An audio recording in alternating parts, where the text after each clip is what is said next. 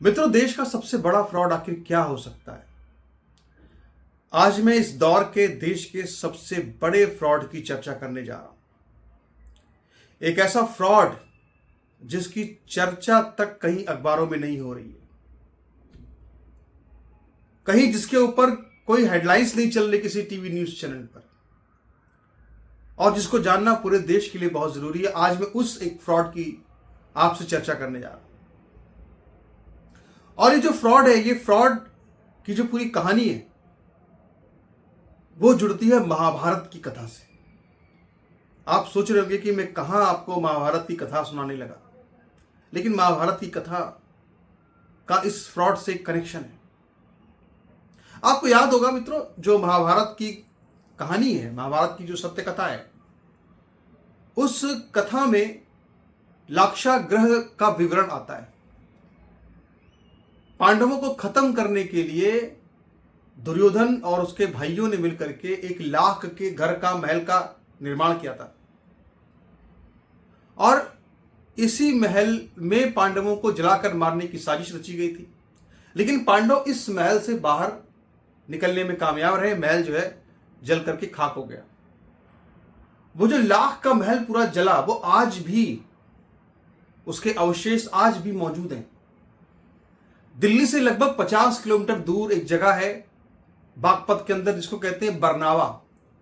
उसका पुराना नाम है वर्णावत।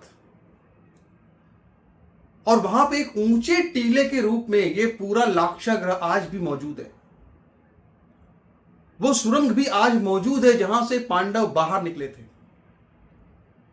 यहां पर बाकायदा एएसआई का बोर्ड लगा हुआ है कि भाई ये 4500 साल पुरानी जगह है और महाभारत काल से जुड़ी जगह है। यहां पर बाकायदा एएसआई ने खुदाई की है, और उस खुदाई में उसको महाभारत कालीन मृतभांड मिले हैं, बर्तन मिले हैं, चीजें मिली हैं, जिससे यह साबित होता है कि यह एक महाभारत कालीन जगह है। और जब ये जगह महाभारत कालीन है तो निश्चित तौर पर यह एक हिंदुओं का पवित्र स्थान है। लेकिन देश का सबसे बड़ा फ्रॉड आपको दिखाता हूं आज। देश का सबसे बड़ा फ्रॉड, आप जानते हैं उम्मीद पोर्टल क्या है? उम्मीद पोर्टल जो वक्फ के जमीन को, संपत्ति को रजिस्टर करने के लिए जहां पे कागजात को अपलोड किया जाता है, उसको उम्मीद पोर्टल कहा जा रहा है। उम्मीद पोर्टल। और ये जो पूरा टीला है, जो पूरा ये वारणावत का जो लाक्षागृह का टीला है, इस लाक्षागृह का जो टीला है, ये पूरा टीला, ये 36 बीघा 8 बिस्वा यहां पर जो है, वो 36 बीघा 8 बिस्वा, यानी कि जो टीला है लाक्षागृह का, उसको मुसलमानों ने उम्मीद पोर्टल पर दरगाह के रूप में दर्ज कर दिया है। अब आप बताइए, इससे बड़ा फ्रॉड और क्या हो सकता है इस देश के अंदर? और आपको शायद ये लग रहा होगा कि ये छोटी मोटी घटना, ये छोटी मोटी घटना बिल्कुल नहीं है भाई। ऐसा नहीं कि उम्मीद पोर्टल जो है वो सिर्फ इसलिए है कि आपने उस पर अपने दस्तावेज डाल दिए किसी मुसलमान ने। वो इसलिए भी है कि सरकार वहीं पर जांच करती है कि आखिर इनकी दस्तावेजों की सत्यता कितनी है और कितनी प्रामाणिक है। अभी मैं आपको बताऊं, जो मैंने हिसाब किताब निकाला है, तो इस जगह पे मुझे डाटा मिला है कि लगभग 8 लाख के करीब वक्फ संपत्ति पूरे देश के अंदर है, और इनमें से 5,17,040 वक्फ संपत्तियों के कागज अब तक उम्मीद पोर्टल पर अपलोड हो चुके हैं। और मतलब इन्होंने पंजीकरण करवाया है। अब जो इसमें से, यानी 5,17,000 में से सिर्फ 2,16,905 को अब तक सरकार ने मंजूरी दे दी कि भाई ठीक है, आपके पास कागज मानते हैं। बाकी 2,13,941 ऐसी जमीनें हैं जो कि विचाराधीन है, यानी इन पर विचार चल रहा है भाई कि ये सही है गलत है। और अस्वीकृत जो है, यानी कि जिसको कहा गया कि आपका दावा खारिज किया गया, वो जगह जो है 10,869 है। यानी ऐसे अब तक जो है 5,17,000 दावे हुए, उनमें से अब तक ऐसे 11,000 करीब दावे हैं जो कि अस्वीकृत हो चुके हैं। सरकार ने मानने से इनकार कर दिया कि ये वक्फ की संपत्ति है। आप सोचिए, अगर ये जो लाक्षागृह हिंदुओं का जो टीला था, जो महाभारत कालीन जगह है, अगर ये उम्मीद के पोर्टल पर दरगाह के रूप में दर्ज हो चुकी है, तो फिर आखिर ये उम्मीद किस तरह की उम्मीद है? ये तो हिंदुओं के लिए नाउम्मीदी फिर तो है। और इससे भी बड़ी बड़ी भीषण बात क्या है, वो ये है कि लाक्षागृह को लेकर के एक विवाद चल रहा है अदालत के अंदर, और उस विवाद में भी हिंदुओं की जीत हो चुकी है।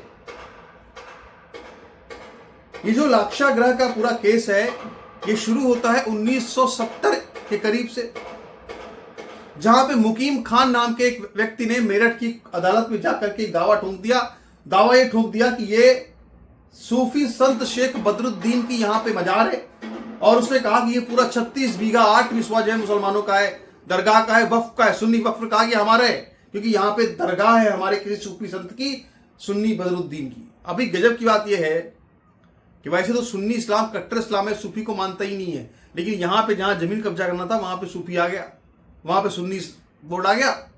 उसने आ करके दावा कर दिया कि साहब ये 36 बीघा यहाँ पे जो हिंदुओं का टीला लाक्षागृह वो वक्फ की संपत्ति, उसने कहा कि दावा कर दिया 1970 में।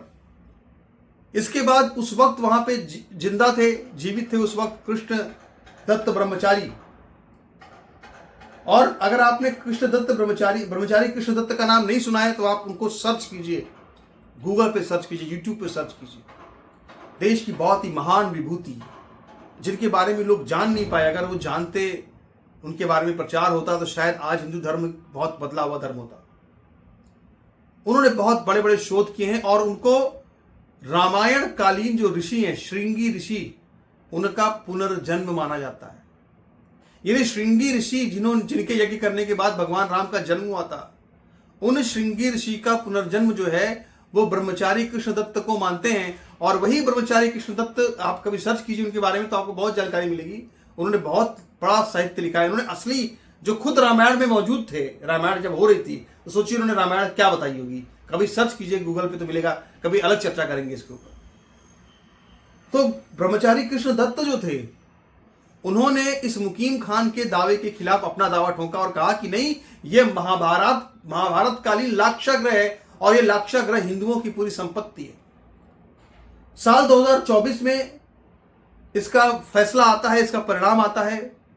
ये जो केस था ये मेरठ से बागपत शिफ्ट हो गया था, और वहां पे परिणाम ये आता है कि जो जज साहब होते हैं वो पूरी 100 बीघे की जमीन वो हिंदू कहते हैं कि साहब ये दावा गलत है सुन्नी वक्फ बोर्ड का, सही ये है कि ये जमीन हिंदुओं की जमीन है, ये लाक्षागृह की जमीन है।